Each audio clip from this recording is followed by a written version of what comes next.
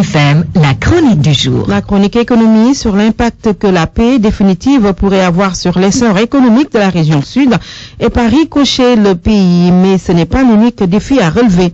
Makumba Beya. Le président de la République a voulu que la Casamance soit le pôle expérimental de la territorialisation des politiques publiques. Et cela passe par le lancement du PPDC, le projet pôle de développement de la Casamance. La Banque mondiale va mettre 20 milliards et le gouvernement 3. Les infrastructures constituent la priorité des financements. Des ponts, des routes ou pistes de développement et la mécanisation de l'agriculture.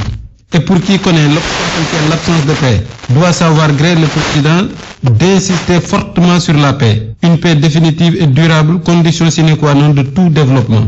Rien de significatif ne pousse sur des braises. Tant que les gens risqueront leur vie en allant cultiver leurs champs, les conditions n'auront pas été réunies pour enclencher le cercle vicieux pour mener vers un véritable développement.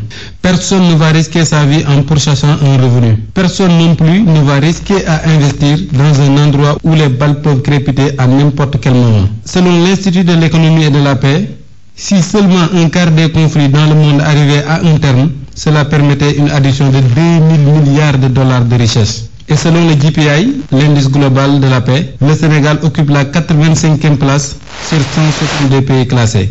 Il y a donc des efforts à faire pour un pays où les gens sont tellement prompts à d'abord indiquer la stabilité. Le premier élément d'un environnement des affaires solides est la paix.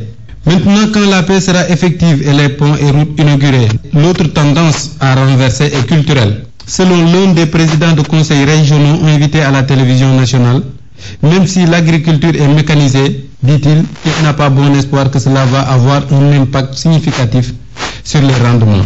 Parce que les jeunes n'aiment pas aller au champ. C'est une autre paire de manches.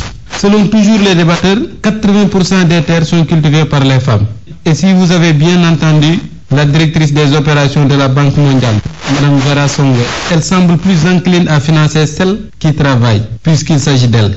Nous sommes tellement prompts à dire par exemple, regardez ces Guinéens dont le sous-sol renferme tout mais qui n'en profitent pas. Commençons par balayer devant notre propre porte. Et cela commencerait par faire remplir le grenier national avec les potentialités de la partie du champ la plus fertile. Et pour cela, il faut que davantage d'hommes pensent à travailler davantage.